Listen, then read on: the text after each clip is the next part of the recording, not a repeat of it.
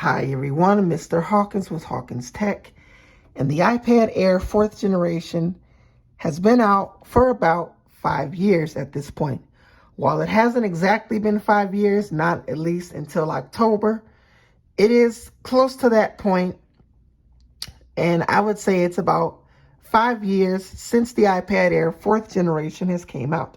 And with some of the updates that we gotten in iPad OS 26, like this new windowing mode with the Mac OS style traffic buttons and different things like that. Here we have the Mac OS like traffic buttons.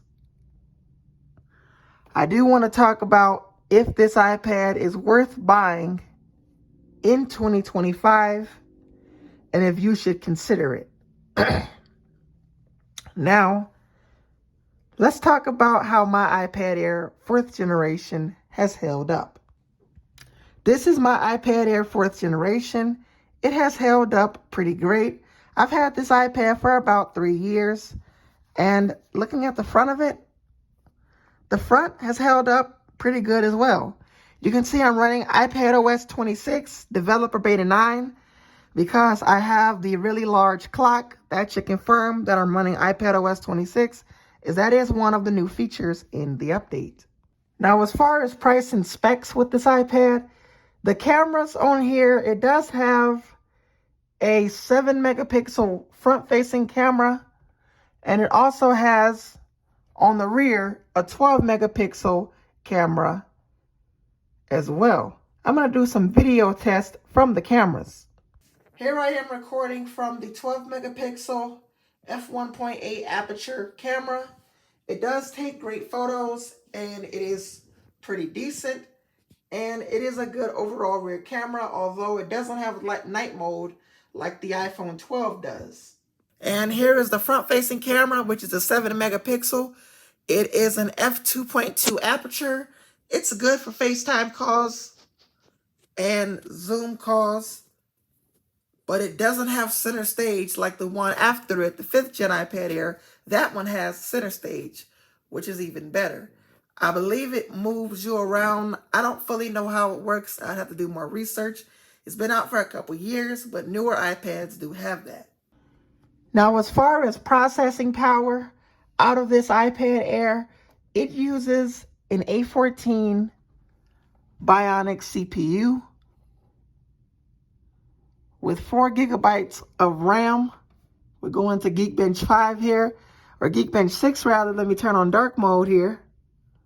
I haven't ran any Geekbench tests, quite surprisingly, seeming that I updated to iPad OS 26 Developer Beta 9. I actually updated to Public Beta 5 and then switched my developer account, my Public Beta account, and created a developer account. But I ran it before I updated, and this was on iPad OS 18.6.2. You can see on Saturday when I ran it, I got 2,089 single core, 4,930 for multi-core. And that is on Saturday when I ran it. Now, how does the iPad Air 4th generation performs? Well, it performs pretty good on iPad OS 26. When you do some scrolling, it is nice and fast. The new windowing system, which words cannot even describe, I really love it. It is pretty nice. It is nice and smooth to resize different windows. And you have these traffic light buttons like I mentioned before. It's kind of hard to do this with one hand. That's why I wish I had a tripod. But you can like close the app. And also you can minimize it. Oh no, I just made it full screen. The green button makes it full screen, and you can minimize the app as well. So there is a lot you can do with the new windowing system on the iPad Air 4th generation.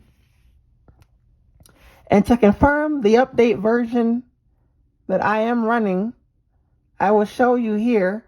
I am running iPad OS 26 Developer Beta, or I'm running build number 23A5336A.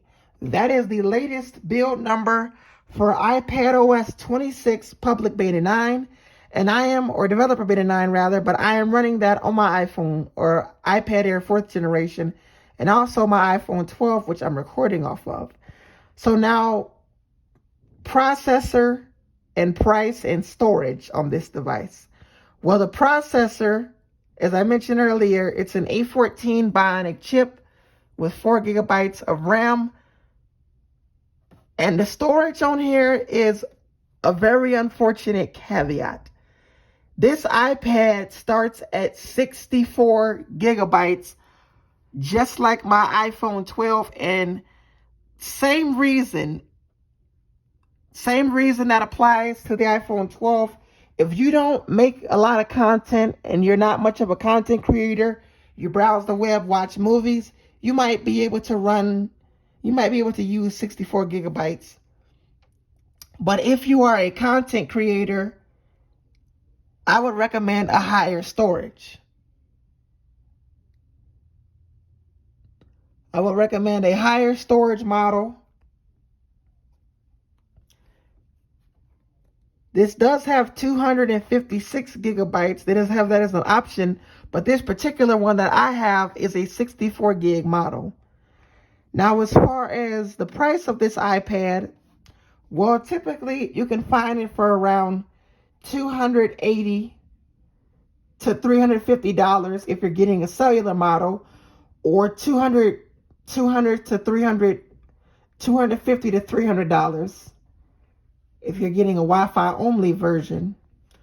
But I would recommend going for an iPad Air 5th generation, primarily because it has the M1 chip. But I would even recommend going for the iPad Air M2. That starts at 128 gigabytes. And it's fairly new, as it came out last year. So overall, the iPad Air 4th generation has held up pretty great. My case, though, hasn't really held up the best, although it's still fully intact, but we have pieces peeling off, and from time to time, this device does tend to slide down. So the case itself hasn't really held up, but that's to be expected, as cases have wear and tear. Apple's fine woven cases and silicone cases, from what I heard from other tech reviewers, sometimes have wear and tear as well. So that's definitely to be expected. This case does protect the iPad, but the overall structure of the case itself, it hasn't held up the best.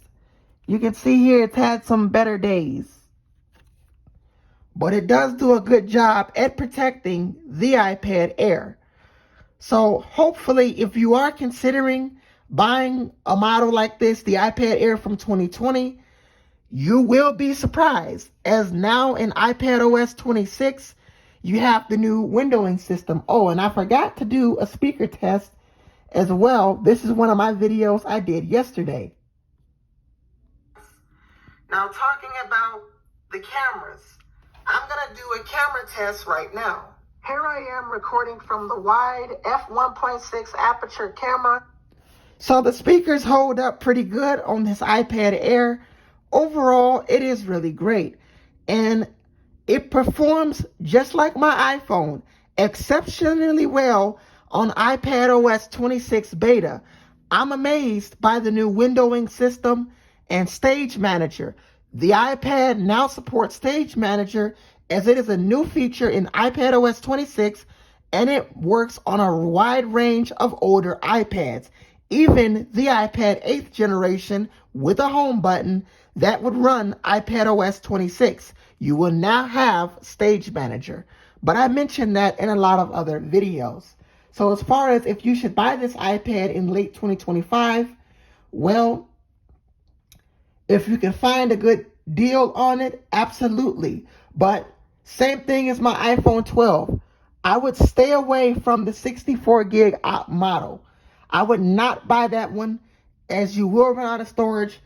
I do know how to manage it, just like I manage my iPhone, even though I'll be editing this video using CapCut, and that can take up storage. It doesn't take up a ton, But still, I would recommend going for the 256 gig option and not the 64 gig option. If you don't care about making a lot of content and you just want to watch movies and videos, you might be able to get by with that storage. But if you do a lot on your iPad, then I would recommend the 256 gig model, or even one that has 128 gigabytes like the iPad Air M2. If you enjoyed this video, make sure you like, comment, and subscribe. I'm Mr. Hawkins with Hawkins Tech, and I'll see you guys later.